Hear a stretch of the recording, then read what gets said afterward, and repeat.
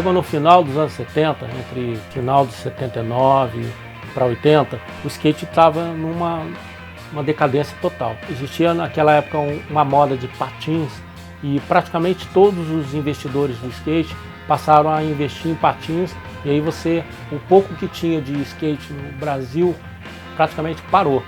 As rampas estavam no estado deplorável, os skates nossos já estavam com as rodas gastas, a gente não tinha mais nada, não tinha onde buscar roda nova, ou equipamento de proteção, entendeu? Estava praticamente acabando.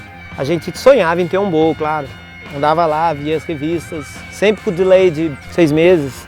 Mas então a gente tinha um atraso cronológico em relação ao que acontecia lá fora, monstro. E via nas revistas, e sonhava com ter uma pista de skate, queria ter muito...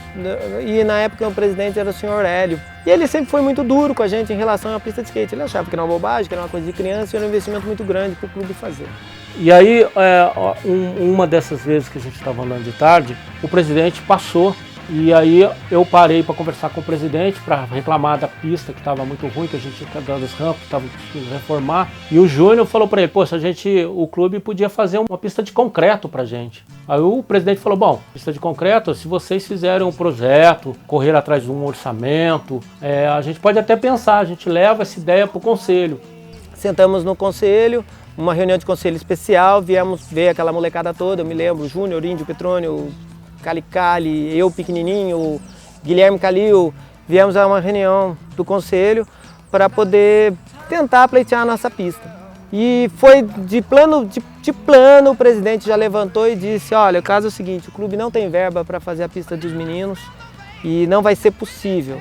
E aí um deles era muito rico na cidade, né? E ele falou, olha, eu tenho coragem até de bancar esse negócio para esses meninos aí, se esse clube não... seu Nassim Abdala, eu nunca mais esqueço o nome desse senhor, junto com o seu Zamboni. E aí houve uma votação e a pista passou.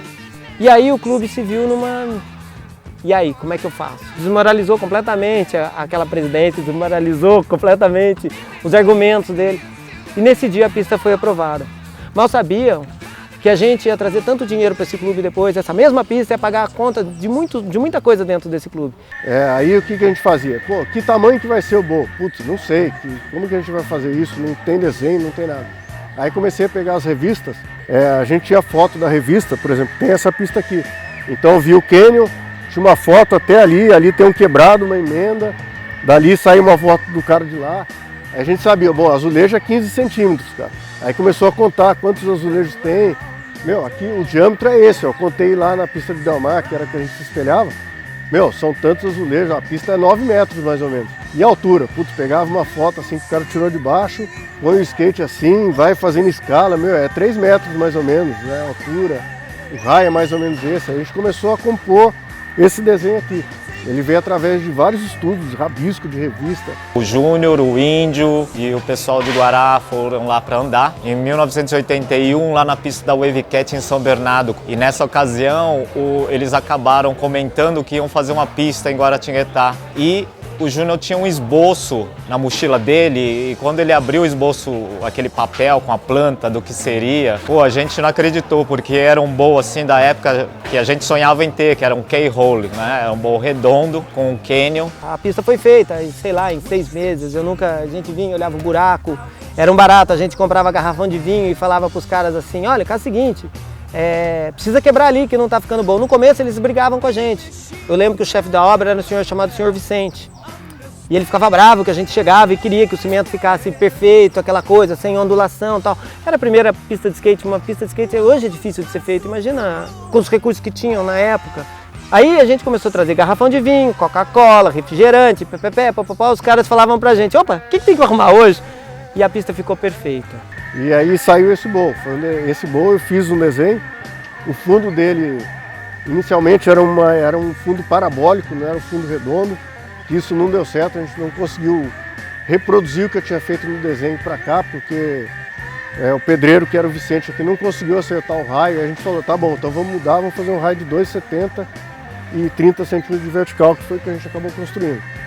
Para construir essa pista aqui, eles precisavam de madeira, tapume, para fazer não sei o quê. Aí foi o nosso drama. Eles falaram, ó, para começar a construir aqui, a gente vai ter que quebrar a rampa de vocês para usar a madeira. Aí a gente, puta, né, que ela não começou a construir ainda, aí a gente topou, acreditou, falou, bom, vamos lá. Aí as rampas foram destruídas e começaram a ser montado o buraco aqui e fazer as pistas, fazer essa pista aqui com a estrutura. Então, as rampas nossas, na verdade, que eram de lá, serviram de estrutura para cá, para fazer a pista. Então, na verdade, a gente não acabou perdendo ela, elas migraram para um fim melhor, uma finalidade melhor.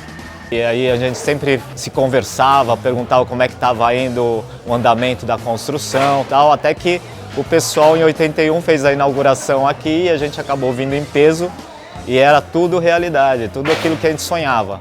E aí foi uma festa, no momento que o skate estava totalmente em baixa. Todas as pistas que pelo menos eu conhecia que eram particulares tinham fechado, as públicas, que as poucas que tinham, estavam abandonadas, e indo contra tudo e contra todos. Itaguará, Country Club, inaugurou uma pista de skate em 1981 que foi considerada uma das melhores pistas do Brasil.